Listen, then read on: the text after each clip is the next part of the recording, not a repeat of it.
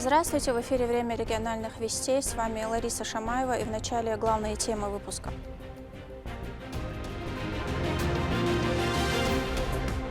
Развитие туризма. Мы сегодня видим растущий спрос на продукт путешествий в Грозный, в Чеченскую Республику. В Санкт-Петербурге презентовали туристический потенциал Чеченской Республики.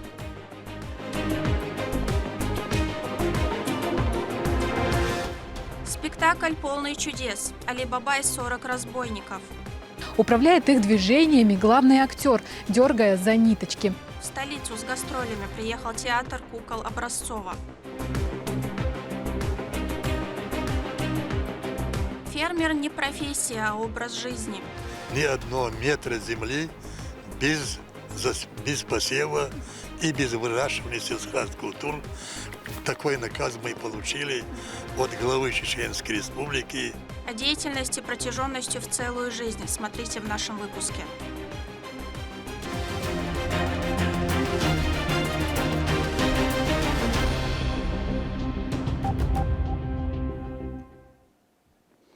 В столичном аэропорту встретили Бахрама Муртазалиева. Боксер вернулся с победой в поединке против австралийского спортсмена Тима Дзю, который проходил в США. В бою за титул чемпиона мира в первом среднем весе по версии ABF Бахрам одержал верх техническим нокаутом в третьем раунде. Это была его первая защита титула IBF. На его счету уже 23 победы. Встретили, поздравили чемпиона родные, друзья и земляки. В Санкт-Петербурге прошла презентация туристского потенциала Чеченской Республики для крупнейших туроператоров северной столицы. В рамках мероприятия участники смогли познакомиться с главными городскими и горными достопримечательностями региона, с его историей и достижениями, узнать актуальную информацию о турпредложениях и маршрута, а также задать интересующие вопросы. Обо всем по порядку в репортаже Турпала Алита Сумова. На встрече собралось более 50 представителей туристического сообщества. Министерство Чеченской Республики по туризму провело презентацию своего потенциала совместно с первым национальным туроператором «Визит Чечня» в северной столице России, Санкт-Петербурге. В приветственной речи Муслим Байтазиев рассказал участникам, как в нашем субъекте развивается туризм с момента возрождения и каковы нынешние шаги по улучшению данного направления. Учимся, я многому на самом деле научился у Евгения Викторовича, и те форматы мероприятий, тот вектор развития, который сейчас есть у Санкт-Петербурга, мы, конечно, подсматриваем. Как младший брат за старшим, откровенно говоря, мы действительно учимся в Санкт-Петербурге и в других городов нашей необъятной родины. Но в целом сегодня мы хотели бы рассказать про Чеченскую Республику как одно из самых ярких направлений на юге Северного Кавказа. В презентации участвовал председатель по развитию туризма Санкт-Петербурга Евгений Панкевич. Он отметил, что сотрудничество с коллегами из Чеченской Республики станет хорошим подспорьем для улучшения туристической привлекательности обеих сторон, каждой из которых есть о чем рассказать и показать людям. Мы сегодня видим растущий спрос на продукт путешествий в Грозный, в Чеченскую Республику. Мы видим это благодаря тому, что увеличивается количество полетов и количество рейсов. У нас прямое сообщение с Чеченской Республикой работает буквально каждый день. Идут самолеты, каждый день идут рейсы, хорошая частота именно вот графика полетов, и поэтому это очень удобно. И сегодня мы видим, что много групп летает из Петербурга. Конечно, нам также интересно представить было и наш продукт, и коллеги из городского туристского информационного бюро сегодня представили путешествие в Санкт-Петербург, показали и новую туристскую географию. Это новых 216 общественных пространств, которые мы интегрировали в классический Петербург. Нам это очень нравится, потому что вот такое как раз межсезонье мы можем, во-первых, и с коллегами поговорить, и новое узнать, и именно учиться вот этому маркетингу, продвижению.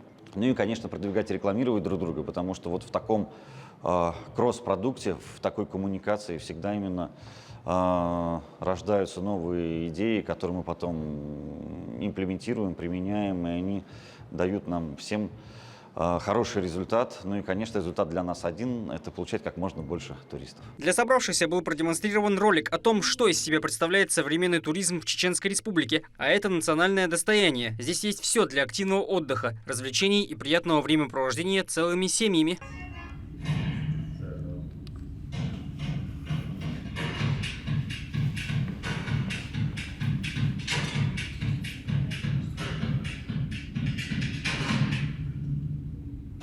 К концу презентации, после обмена контактами и раздаточным материалом, принимающей стороне был устроен фуршет с чеченской национальной едой, после чего организаторы посетили стрелковый клуб – место для отвлечения от повседневной суеты. Тур Лолит Айсумов и Магомед Тутаков. Вести. Чеченская Республика. Крупнейший российский центр искусства играющих кукол представил спектакль «Путешествие на жаркий восток» Али Баба и 40 разбойников в Грозном. В рамках музыкального фестиваля «Сегодня дети, завтра народ». Всеми любимая история родилась в далеких восточных землях очень давно и с тех пор путешествует по всему свету. Подробнее Валентина Гусевская. Попроси еще. Слушай, дай что-нибудь, а? Конфеты есть? Конфеты. Управляя и озвучивая персонажей, Александр Захарьев создает вокруг себя удивительный сказочный мир. С гастролями в Чеченский государственный театр юного зрителя артисты приехали из Московского театра кукол имени Сергея Образцова. В спектакле «Али Баба и 40 разбойников» несколько действующих лиц и только 2 актера. Нервничает, да? Куда-то торопится. Завладеть вниманием младшеклассников – непростая задача. Но вот открывается занавес, и весь интерес обращен на сцену. Театральное представление увлекает даже взрослых, вызывая неподдельный смех и вовлекая во взаимодействие с артистами.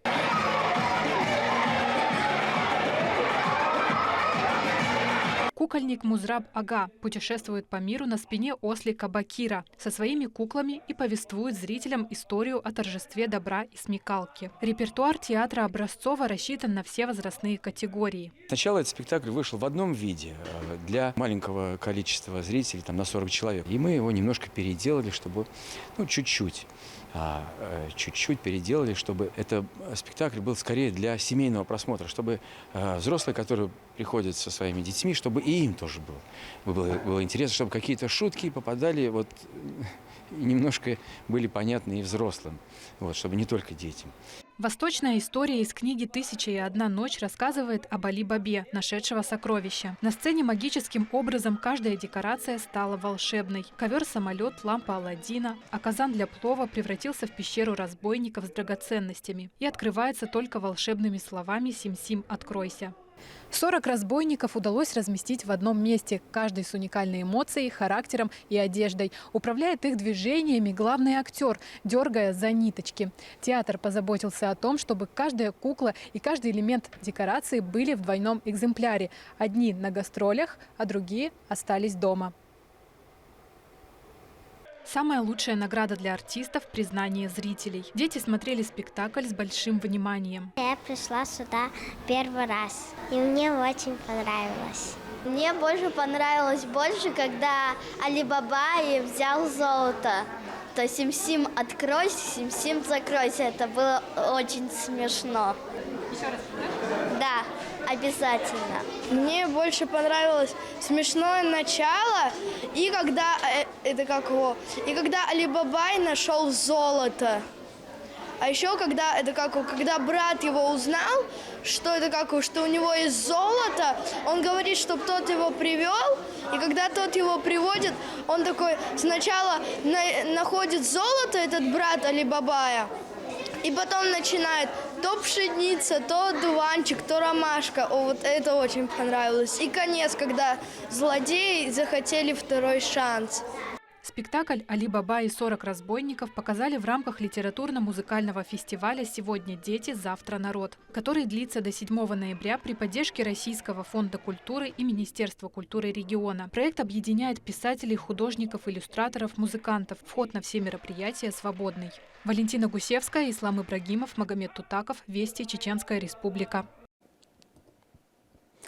Фермерство – это образ людей, работящих, целеустремленных и тех, кто не останавливается на достигнутом. Это та сфера, которая должна лежать в душе, иначе сложно говорить о развитии хозяйства и его рентабельности. С человеком, посвятившим свою жизнь любимому делу, встретилась моя коллега Лейла Муртазова. Конечно, фермер, он должен быть и агрономом, и зоотехником, и механиком, если не инженером. И следить, за новшеством в агропромышленном секторе, применять их на своем хозяйстве. Лечи Татаев обладает глубокими знаниями в фермерском деле, ведь большая часть его жизни была связана с этой деятельностью. Сегодня, несмотря на свой почетный возраст, он ежедневно приходит в офис и занимается любимым делом с той же энергией и вовлечением, что и в молодости. Он начал свою карьеру в сельском хозяйстве еще с 1962 года. Я поступил туда, значит, так, в сельскохозяйственный институт. После 2-го года перевелся, значит, Орджоникидзе, сельскохозяйственный, закончил в 1962 году, 3 курса был отличником, получал повышенную стипендию, там стипендии были хорошие тогда, 45 рублей повышенные. Тогда это были большие деньги, когда уборщица получала 27 рублей.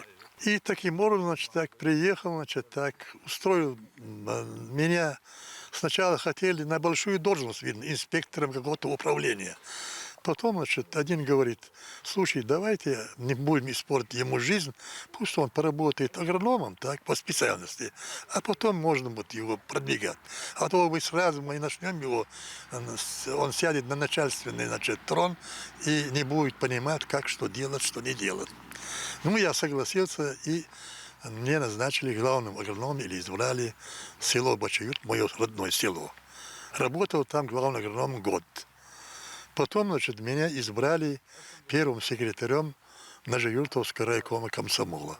Тогда эта должность была такая, знаете, во всяком случае, желательная. Там проработал более года, и меня, значит, направили председателем колхоза Завет Ильича.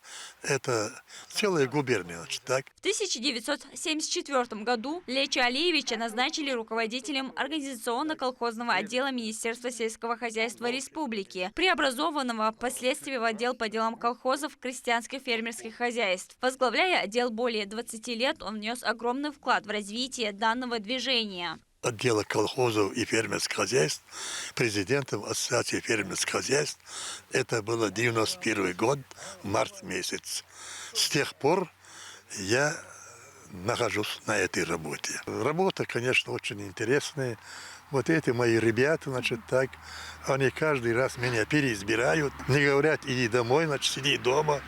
Ты стар. Говорят: да давай с нами, поработай с нами. Они мне дают энергию, думаю, так, и силу, и я вместе с ними, значит, нахожусь. Вся его жизнь и многолетняя трудовая деятельность была посвящена становлению сельскохозяйственной отрасли региона. На каждом доверенном ему участке добросовестно выполнял свои обязанности и с большой ответственностью подходил к своему делу, отдавая ему всего себя. Вот сейчас, конечно, у нас время, значит, так, очень такое насыщенное. Нам надо завершить сев озимых культур, не оставлять ни одного метра земли без посева и без выращивания сельскохозяйственных культур. Такой наказ мы получили от главы Чеченской Республики Рамзана Ахмадовича Кадырова на торжественном мероприятии, посвященном Дню работника сельского хозяйства. Коллеги знают его как настоящего профессионала своего дела, пример неустанного трудолюбия на благо сельского хозяйства. Он охотно делится своими знаниями и вдохновляет на новые свершения. Лечи добросовестный олуш, гелкацы олуш, волкацы олуш. Война ещё хажа. Деда за вопрос Москвы хоздахи. Правительство вопрос решат, да, ашкинец качерах тере. Эш сам бол беш хадуахтха. Чеченские фермеры создают основу для устойчивого развития сельских территорий и способствуют улучшению качества жизни местных жителей. За свою насыщенную и богатую трудовую деятельность Леча Татаев не раз был отмечен многочисленными наградами. В том числе получил медаль за заслуги перед Чеченской Республикой из рук главы региона Рамзана Кадырова. Лечи Алиевич, президент Ассоциации фермерских хозяйств и сельскохозяйственных кооперативов Чеченской Республики. Ще 86 года индивидуал сельскохозяйства был бешудон да тухла и дух пушечкова уэла. Свои 86 лет Леча Алиевич полон сил и готов, как и прежде, стоять в строю и приносить пользу своему родному краю. Лейла Муртазова, Хусейн Мурдаханов, Сайт Селим Ампукаев, Вести, Чеченская Республика. К этому часу это все события. Еще больше новостей вы можете узнать на наших аккаунтах в социальных сетях и в приложении «Смотрим». С вами была Лариса Шамаева, и до новых встреч в эфире.